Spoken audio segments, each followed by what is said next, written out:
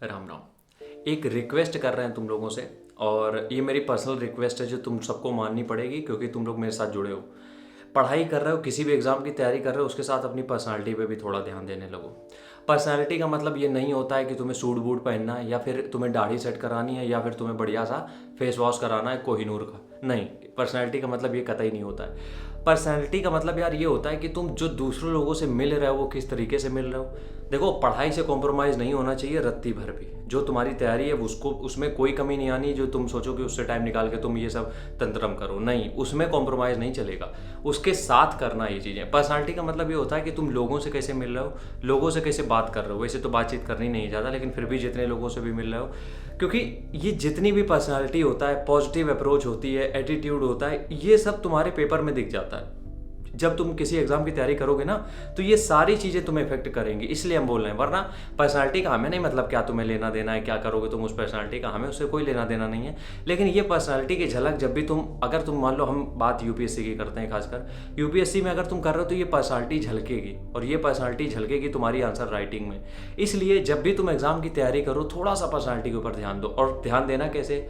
सबसे पहली चीज़ ध्यान ये देना है कि तुम्हारे अंदर की चीज़ें कैसे चेंज हो रही, तुम्हारा जो बिहेवियर है वो लोगों के लिए कैसे चेंज हो रहा है, तुम्हारा बातचीत करने का तरीका।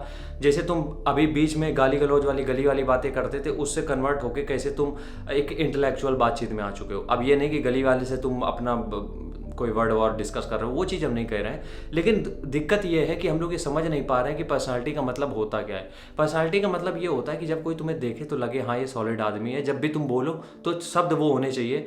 एक हम एडवोकेट के बारे में तुमसे ज़रूर बताएंगे, तुम एक बार सुन लेना जाके। जे साई दीपक के नाम से हैं, सुप्रीम कोर्ट के एडवोकेट है, लॉयर, और उनको एक बार ज़रूर सुनना जाके तुम।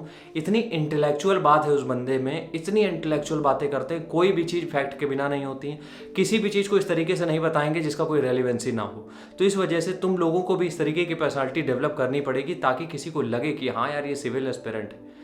कई सारे ऐसे, और ऐसा नहीं है कि कोई है नहीं। कभी भी तुमने टीवी की डिबेट में देखना, जो ऑडियंस होती है उनमें से एक निकल आता है जो तैयारी कर रहा होता है, उसकी कभी बातचीत सुनना तुम लोग। वो वाकई में इतना कुछ होता है कि वो सामने वाला इंटरेक्ट नहीं कर पाता है, जिस भी पार्टी का मेंबर हो।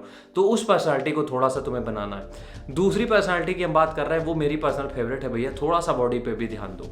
अब बॉडी पे ध्यान देने का मतलब ये नहीं है कि तुम्हें बॉडी बिल्डिंग की डाइट फॉलो करनी है, उबला हुआ खाना खाना है, नहीं। दूसरी पर्सनालिटी का मतलब ये है कि जो खाओ अच्छा खाओ, और अच्छा खाना महंगा नहीं है, सब कुछ घर में अवेलेबल है। अरे अच्छा खाने से होगा क्या? देखो, अच्छा खाने से सबसे पहली बात तो तुम्हारा जो स्ट्रक्चर है वो ठीक होगा, और दूसरी चीज़ ये है कि जो जब तुम अच्छा खाते हो तो तुम्हारे ऑर्गन्स भी बढ़िया काम करते हैं, और ऑर्गन्स बढ़िया काम करेंगे तो नर्वस सिस्टम बढ़िया काम करेगा, और तुम्हारे दिमाग में जो सिग्नल जाने वो बढ़िया तरीके से जाएंगे। तुम जो याद कर रहे हो वो अच्छी तरीके से याद होगा। तो पढ़ाई के साथ साथ इस पर्सनालिटी को तुम्हें बहुत अच्छे से समझना पड़ेगा, और इस पर्सनालिटी का इफेक्ट तुम्हें दिखेगा अपने आंसर्स में। इस पर्सनालिटी का इफेक्ट दिखेगा जब भी तुम किसी भी एग्जाम की तैयारी करोगे। लेकिन ये पर्सनालिटी डेवलप होती है टाइम के साथ साथ, जब तुम थोड़े से मैच्योर होने लगते हो। लेकिन हम ये चाहेंगे कि इस पर्सनालिटी का तुम यूज़ करो, और इस पर्सनालिटी को क्रिएट करो पढ़ाई के साथ साथ। राम राम, जय हिंद।